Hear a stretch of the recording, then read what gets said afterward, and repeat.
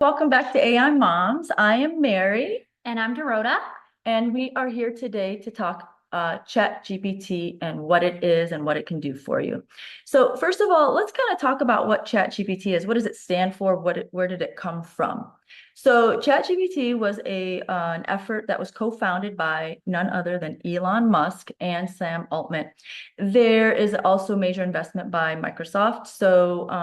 It's obviously something that that we all feel that's going to be a huge part of our future. So why not be a part of that as opposed to, sitting back and watching it? And that's why we're here, is to really present this tool to you to integrate in your daily lives as parents. So what does ChatGPT stand for, though? So chat, of course, the first portion of it just means to have a natural conversation, a human-like conversation.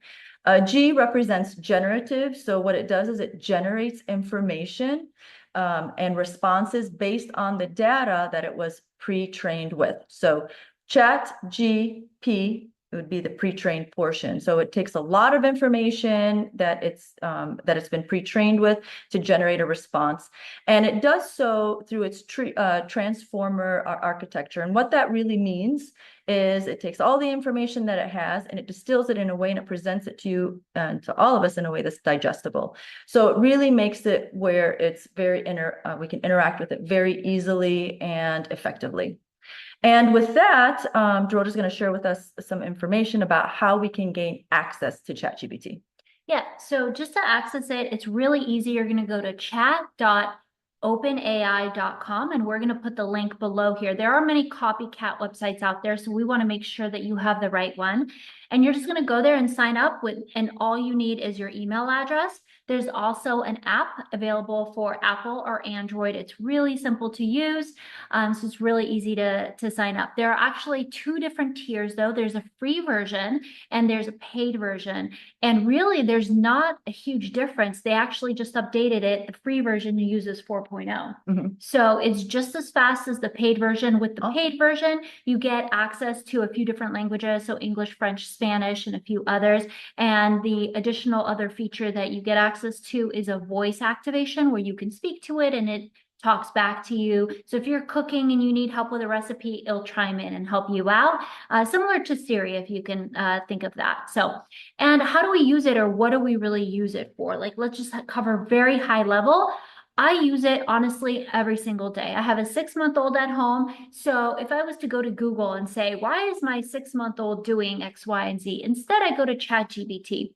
And what it does, like Mary explained, it's more of a conversation. It gathers all this data and then it answers your question with feedback from multiple sources. So instead of a Google page having to scroll through 10 different links to find the information that you're looking for, you get it all at your fingertips. So for me, it's really all types of parenting strategies, everything from what should I be feeding my infant to, what should a schedule look like, or what developmental milestones should my baby hit?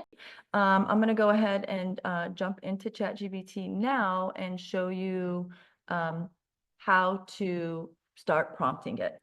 So this is the main page. And so when you access it, you'll have a sidebar here, which shows your history of questions. I'm going to go ahead and minimize that now. But this is really where you're going to start asking the questions, just like you would in a Google search. So I've already asked the question, and this is kind of in your world. Okay. I know I don't have a 6-month anymore, but I thought it would be fun to see how it would be if I did. Okay. So I want to create like a daily schedule for my 6-month-old, nap time, meal time, play time. So I asked the question. So for ease, I've already copied this from earlier. And so my goal is to design a schedule that includes learning activities, playtime, meals, and naps for my 6-month-old. So this is my initial question, and let's see what it comes back with.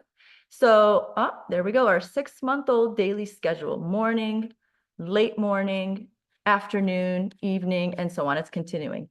Now, of course, for our purposes today, I'm not going to read through all of this, but at a snapshot, it seems a lot, still maybe a little bit too much for me to digest. I want something more easy on my eyes. So I'm going to say, hey, create this in a table format.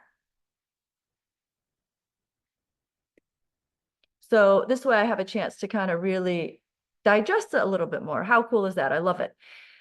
Still, I feel there's some customization that can happen. Maybe my child doesn't nap at 9. Maybe my child naps at one time, in the morning and one time in the afternoon. And so maybe my update will be update to reflect only 2 nap times, one at 10 and one at 2. So, oh, I said 20. Let's see. Let's see what it does. It's smart. Look at that. It said 10 a.m. It picked up. And this is kind of, yeah, it's amazing. And 2 p.m. There we go. So it's pretty awesome because a revised schedule includes one at 10 and one at 2, even though clearly I said one at 20. So ChatGPT is pretty intuitive. I've made plenty of spelling errors, used the wrong tense, but it seems to still understand. It's super smart. So there you have it. And then I'm going to make just one more refinement. This needs to be really visually appealing. I want to print this out, maybe stick it on my refrigerator. So we're going to say, make this more visually appealing so I can see in one simple view. There, you guys already see my misspellings. So let's see what it does.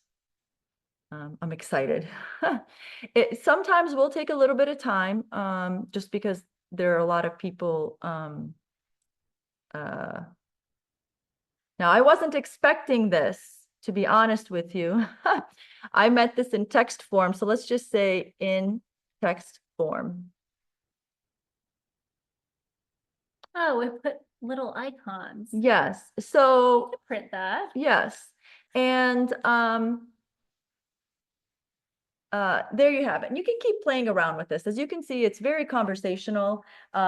I'd probably still want to refine it a little bit more, but that's going to just depend on me and on those further refinements that I'd like to see. And I'm sure depending on what your preference is, you might decide you want to refine things or adjust things a little differently. Absolutely. So now that we've kind of gone through what it is, we hope that we've given you a little bit of information as far as how it's really not as intimidating as you may have heard or thought it was. And it's really a very comfortable interaction. Absolutely. If you can use Google, you can use ChatGPT. It's just as easy.